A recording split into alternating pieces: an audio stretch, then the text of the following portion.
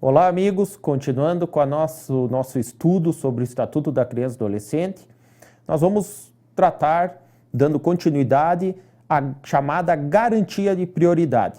Nós vimos na nossa aula passada que o adolescente tem proteção integral, plenitude de direitos e garantia de prioridade, tratamento prioritário, absoluta prioridade. O legislador, ainda para reforçar essa questão aliada à garantia de propriedade, que impõe providências no âmbito da família, da comunidade, da sociedade em geral e do poder público, ele vem e nos esclarece o que significa a garantia de prioridade que o Estatuto assegura à criança e ao adolescente. Pois bem, essas disposições significam, lá no próprio artigo 4º, no parágrafo único, nós identificamos então o que seria essa garantia de prioridade. Primeiro, a primazia de receber proteção e socorro em quaisquer circunstâncias. O adolescente, então, ele tem, tanto a criança como o adolescente, possuem primazia, prioridade para receber a proteção e o socorro em quaisquer circunstâncias. Precedência de atendimento nos serviços públicos ou de relevância pública. Então, os serviços públicos devem destinar precedência de atendimento, deve atender primeiramente os interesses das crianças e dos adolescentes nos termos previstos aí no Estatuto. As crianças e adolescentes também possuem preferência na formulação e na execução de políticas sociais públicas. Então, as políticas sociais públicas devem estar voltadas a esta garantia de prioridade.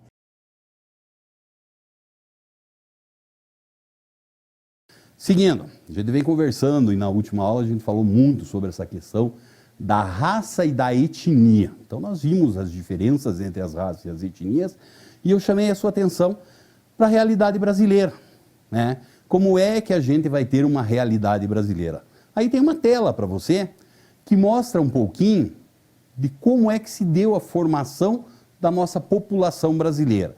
Então nós temos aí 4 grandes grupos que formaram essa nossa população, né? Nós temos os indígenas, o índio, que era aquela população que aqui já existia, né? Alguns falam em 3 milhões, outros falam em 5 milhões de nativos brasileiros. Daí nós tivemos o quê? A chegada também do colonizador. Quem foi esse colonizador? Esse colonizador aí foi a figura do branco europeu, que também nós tivemos um grupo muito grande que surgiu. Mais tarde, através de uma migração forçada, que serviu como mão de obra escrava, chegaram os negros no Brasil, tá certo? E esses negros acabaram fazendo o quê? Acabaram justamente aí, também, tendo um peso muito significativo na formação da nossa população. E mais tarde nós tivemos a chegada dos chamados amarelos, que são os asiáticos que aí viram, né? Dentro dessa realidade brasileira acabou acontecendo o quê? Houve uma forte miscigenação entre esses grupos, né? Digamos assim, uma mistura racial. E daí surgiu o quê? Surgiram outras figuras aqui dentro, como por exemplo, o caso dos mulatos, que é o branco e o negro. Surgiram aquilo que a gente conhece como caboclo, caiçara, maneluco, caipira, capial, que é o índio com o branco. Chegou a presença do cafuso, que seria o índio e o negro, bem como o chamado ainicó, que é o japonês e mais o branco aí, né? Então nós encontramos, essa miscigenação é que vai dar origem a isso que nós chamamos de formação da população brasileira, certo? Tomar alguns cuidados, sem sombra de dúvidas, esses cuidados sempre eles são importantes, né? Em que sentido? Por exemplo, lembrar que a figura do índio que existia aqui, a gente simplesmente fala assim, né? Eram os índios, né? Não, mas existiam diferentes nações, geralmente diferenciadas através de troncos linguísticos, né? Você tem o Guarani, o Kayapó, o Tupi e entre outros, né? Quando nós falamos também na figura do negro, A ideia é que o africano que veio para cá era justamente um africano único. Também isso não é uma verdade. Nós tivemos migrações que ocorreram em diferentes momentos para as diferentes regiões brasileiras. Então eram grupos que saíram da África. E esses grupos que saíram da África, o que acabaram acontecendo? Não é simplesmente resumir a figura de negro. Eles também são grupos diferentes na sua origem e que, por consequência, também possuem o quê? Possuem aí uma diferença muito grande, uma diferença muito significativa lá na cultura da quais eles eram originários.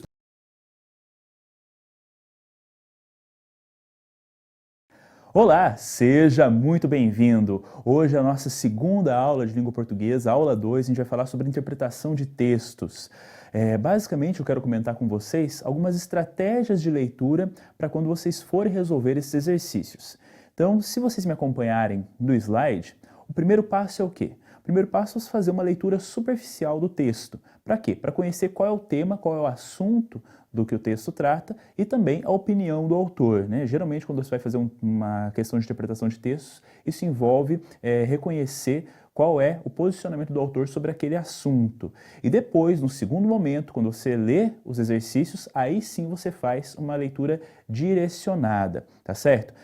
Eu trouxe aqui para vocês alguns exercícios para que a gente possa trabalhar com esses dois aspectos, certo? Primeiro a leitura superficial e depois uma leitura direcionada. E esse texto que eu trouxe para vocês foi cobrado num dos vestibulares da Universidade Federal do Paraná. A nossa banca é a UFPR, portanto é uma boa forma de a gente balizar como vai ser a nossa prova. E esse texto é um texto de opinião sobre um filme, né, gravado aqui no Brasil, um filme brasileiro de 2018. Me acompanhe então na leitura. O título do texto é Ferrugem, um ótimo nacional encara o cyberbullying. Um celular perdido, um vídeo viralizado e Tati, de 16 anos, se vê no meio de um furacão que abalaria qualquer um, e muito mais uma menina a quem ainda falta equipamento emocional para lidar com uma situação tão drástica de exposição da intimidade e de ostracismo social. Os amigos e amigas vão caindo fora. Com os pais, ela não consegue falar. René, o garoto com quem ela começava a engatar um flerte quando tudo começou, dá as costas a ela. E Tati, interpretada pela ótima novata Tiffany Dopkins, de fisionomia suave e jeitinho cativante, sucumbe à pressão. Ferrugem, do diretor Ali Muritiba, é um dos pontos altos de uma safra surpreendentemente boa do cinema nacional nos últimos meses, completada ainda por Aos Teus Olhos, As Boas Maneiras, O Animal Cordial e Benzinho.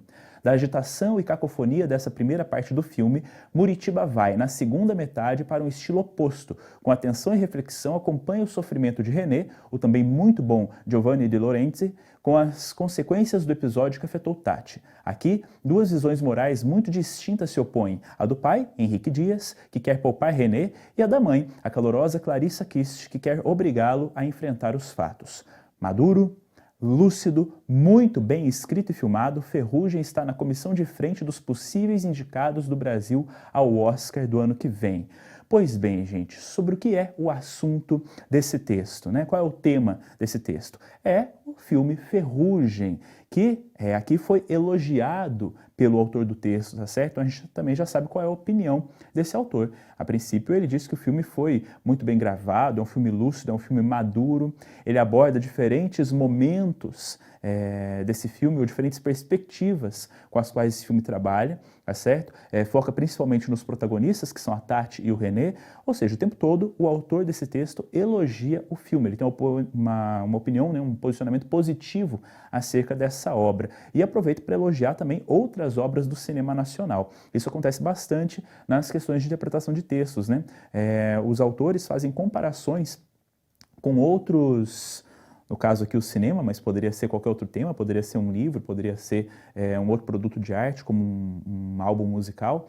Faz comparações com outros filmes, com outros livros, com outros álbuns musicais, né, a fim de que você também possa fazer essas conexões e aproximar-se da opinião do autor. Né? Eventualmente você não assistiu Ferrugem, mas talvez você tenha assistido Benzinho ou Aos Teus Olhos, e dessa forma o autor acaba se aproximando de você porque você cria certos laços com a opinião que ele está construindo, ou seja, o autor está te induzindo a concordar com ele.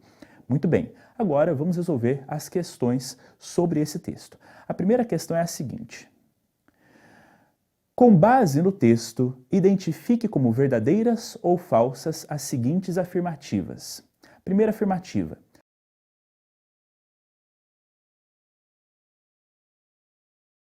E aí, galera, beleza? Vamos dar continuidade, então, nessa parte de porcentagem, né, gente? Vamos falar aí mais um pouquinho, falar de algumas coisas específicas, de algumas especificidades, beleza? Primeira coisa que eu quero falar para vocês aí, então, galerinha, hoje, né, nessa aula que nós vamos ter agora, é sobre aumento e desconto percentual, beleza? Então, senhoras e senhores, vem comigo. Então, primeira coisa que eu quero falar para vocês é de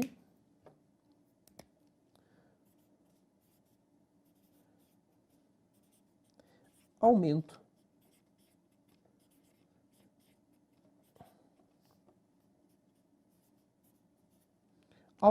percentual, beleza? Como que vai funcionar esse negócio de aumento percentual, pessoal? Então, vamos supor o seguinte, tá? Vamos supor que existe uma pessoa lá que ganha R$1.000, certo? Vai ser um exemplinho bem simples, tá, gente? Então, um aumento percentual, ela vai ter aí R$1.000 e ela recebeu um aumento lá de 15%. Então, ela vai receber um aumento de 15%, beleza? Qual vai ser o salário dela daqui para frente, né? Como que vai ser o salário dela daqui para frente? Então, um aumento percentual. O que eu quero que vocês analisem, gente? Ela tinha 100%. E aí ela teve um aumento, ela ganhou 15%. Ou seja, com quanto ela vai ficar? Com 115%, certo? Então, senhoras e senhores, qual que vai ser o seu cálculo aí, né? Então, ela vai ter 115% de 1.000. Beleza? Bem tranquilo isso, né, pessoal? 115 de 1.000. Então, saiba que quando é um aumento percentual, você aumenta, né, aquele percentual a mais, você coloca aquele percentual a mais acima de 100%, né? Então, nesse caso aqui, pessoal, você vai ter, então, 1,15 vezes 1.000. Beleza? Bem tranquilo essa situaçãozinha aí, né, pessoal? Então, galerinha, como que vai ficar isso daqui, ó? Então, 115, né? 1,15 vezes 1.000, nós vamos chegar, então, a 1.150. Então, o novo salário dessa pessoa vai ser exatamente R$1.150. Beleza? Bem tranquilo essa situação, né, pessoalzinho? Bem de boa, né? Então, agora que vimos o aumento percentual, vamos ver como é que fica o desconto. Deixa eu fazer de preto para ficar padrão aqui, ó, né, gente? Então, desconto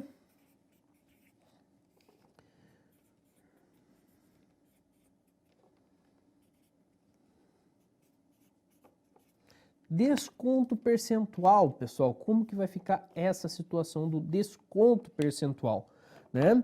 Então vamos pensar lá que existe determinado produto que está num valor de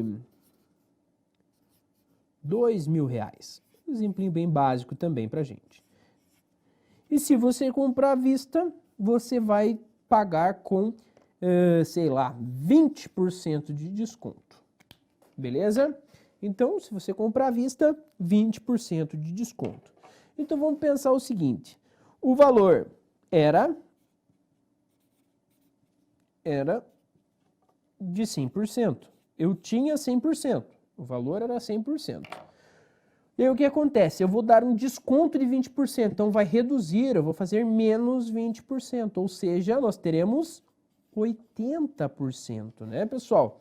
Bem tranquilo essa situação aqui também, tá? Então, senhoras e senhores, analisando dessa forma, nós vamos ter, então, 80% de 2.000. Beleza? 80% de 2.000, tá? Então, senhoras e senhores, você pode transformar esse 80 aqui em forma decimal ou em forma fracionária. Na forma decimal vai ficar 0,8 D, multiplica, né, 2.000. Fazendo essa multiplicação, galerinha, você vai chegar em 1.600. Ou seja, se você pagar à vista, você vai pagar R$ 1.600 neste produto. Beleza, pessoal? Bem tranquilo essa situação aí de desconto e aumento percentual, né? Não tem crise nessa situação, então é só lembrar, se for aumento percentual, você coloca essa porcentagem a mais sobre os 100%. Se for desconto percentual, você retira essa porcentagem dos 100%, você tira como é desconto.